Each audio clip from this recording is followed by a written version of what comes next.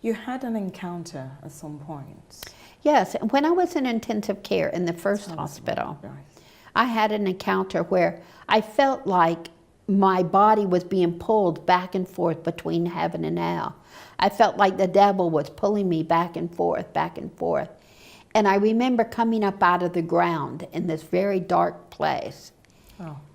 And there was no light there. There was a stench there that's beyond, it was like garbage or something. It was a horrible stench. I had this overwhelming thirst in my mouth, and it couldn't be quenched, and there was no water. Right. And there was no people, there was no nothing there. And there was like a lava substance around. It was just horrible feeling. Right. And I felt abandoned. I felt like, you know, Lord, why am I here? I'm one of your children. Right. But now I can see what it's like to actually be in this place. And I realized it was in hell, and I couldn't understand why I was there.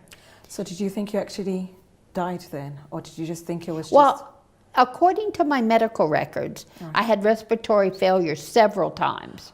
Okay. And so somewhere during that time is when I had this encounter. Right. And it was just, you know, such a horrible place. The stench, the fact that your mouth is dry. And then I remembered in the Bible about the story of the rich man and Lazarus. Right. And Lazarus said, if I just had one drop of water on my tongue. And I knew that if I put one drop of water on my tongue, it would sizzle because it was so hot there. Wow. And then all of a sudden this being appeared. I only saw his back, and he said, come with me. And I followed him. And it wasn't until, I always thought it was an angel.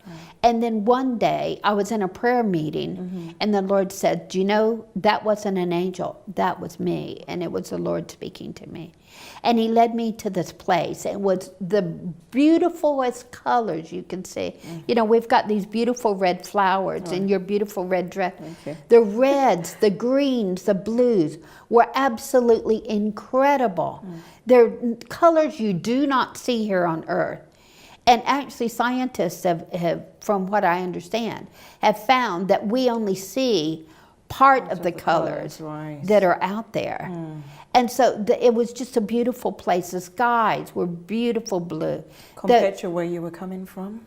Pardon? Yes. Oh, yes. Dark, dingy. It was horrible. I was in this dingy old room in the first hospital, stuck off in a corner. So what then happened when you were led to that beautiful... Well, I saw all these people, male and female, and they were on horses.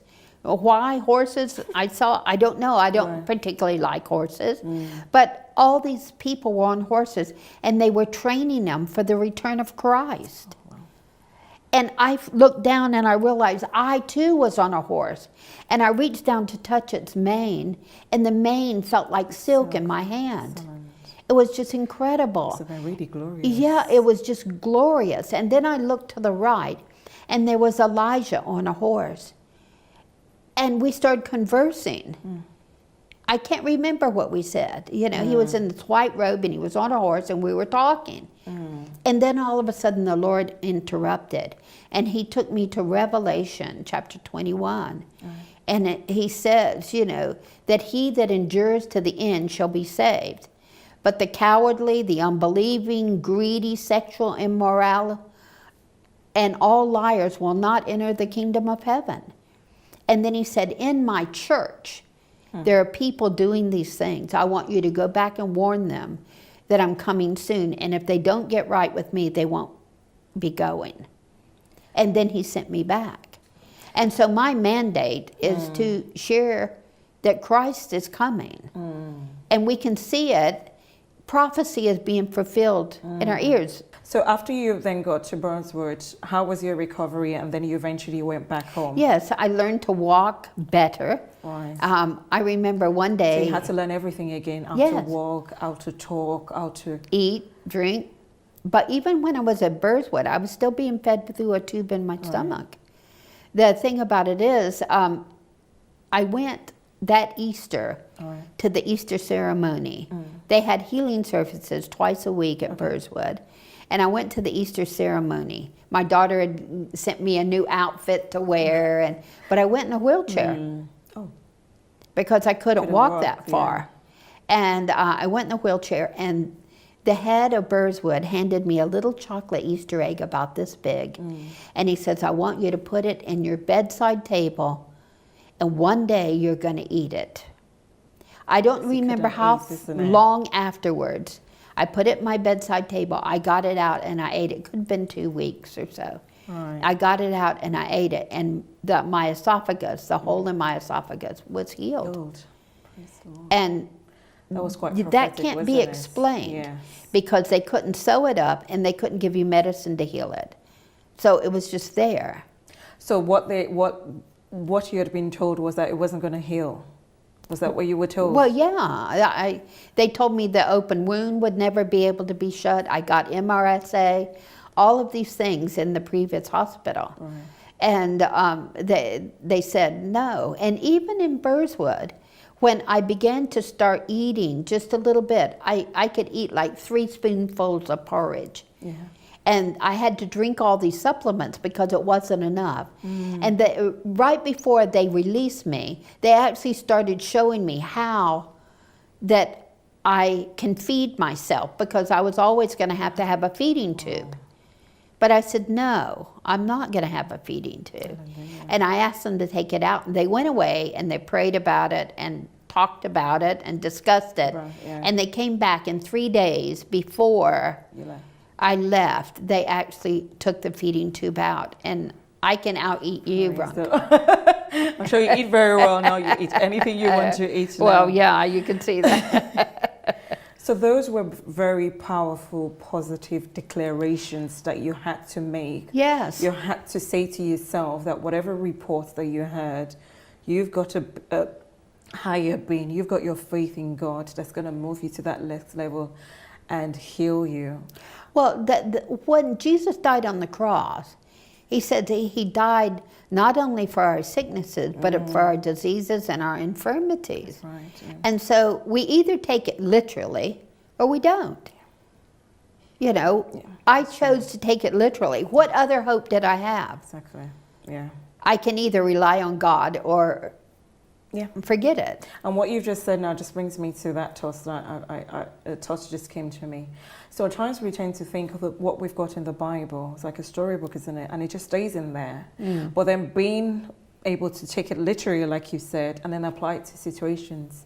Well, it's what we you know, I don't believe in name it and claim it, blab it and grab it type mentality, because like you have to know within your heart that Jesus is real. And that his word is true. It's true, yeah. You know, it's not just parroting off a bunch of scriptures. It's actually saying them and believing them in your heart and do declaration. Right. So since you've had that encounter, since you're not walking, we can see you're walking, you've told us you're eating, I can see you drinking water, you're moving every part of your body the way you should. What has that then helped you to do since you came out of hospital? What have you been doing since then with that message you were sent back? Well, I've gone to Africa, you know, I've gone to Asia, I've gone to Eastern Europe, sharing the gospel. God opens the doors. I go wherever the doors are open to share, whether my testimony or other parts of the word, you know. I go to share. I love being the games pastor. I love street work, and that's going to lead us into the Olympics, isn't it?